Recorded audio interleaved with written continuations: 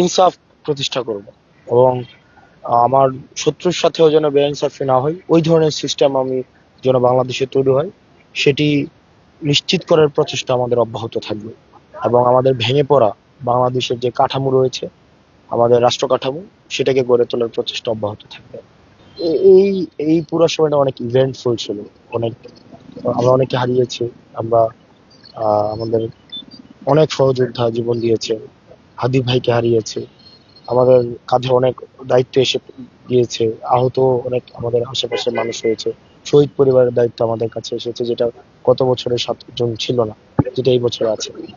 তো পরিবর্তন, আগে অনেক নির্ভেজাল একটা জীবন কাটাতে পারতাম। এখন অনেকগুলো মানুষের যেহেতু আস্থায় নিয়েছে আমাদের, তখন সেক্ষেত্রে কিছু দায়িত্ব এসে পড়েছে এবং সেগুলো বাস্তবায়নের সেক্ষেত্রে তারা রয়েছে।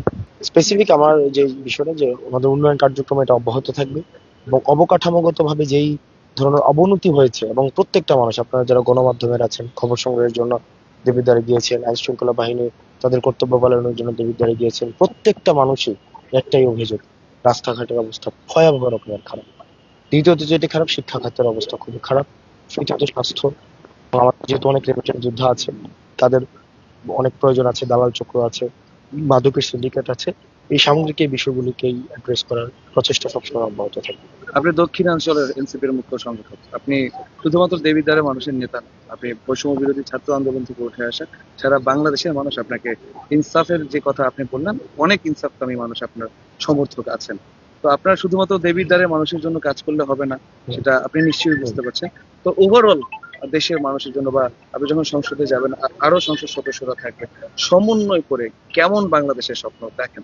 সেহেতু আমার ন্যাশনাল পলিটিক্সের জায়গা থেকে আমার এনসিপির যে পলিটিক্স, সেটা হচ্ছে স্বচ্ছতা নিশ্চিত করা, দুর্নীতির বিরুদ্ধে আমাদের জিরো জিরো টলারেন্স, এবং রাষ্ট্র কাঠামো একটা হচ্ছে ঢেলে সাজানো, এবং হচ্ছে এই ফেসিবাদী কাঠামোর চূড়ান্ত বা পূর্ণাঙ্গ বিলোপ। সেই জিনিসগুলো তো আমাদের জন্য অব্যাহত অবশ্যই থাকবে। শেষ প্রশ্ন। ভোটের মাঠে আমরা দেখেছি আপনার নামে বিভিন্ন অপপ্রচারও হয়েছে, অনেক ক্ষেত্রে আপনার মনও খারাপ হয়েছে, আমরা জানি সেই খবর, তথ্য।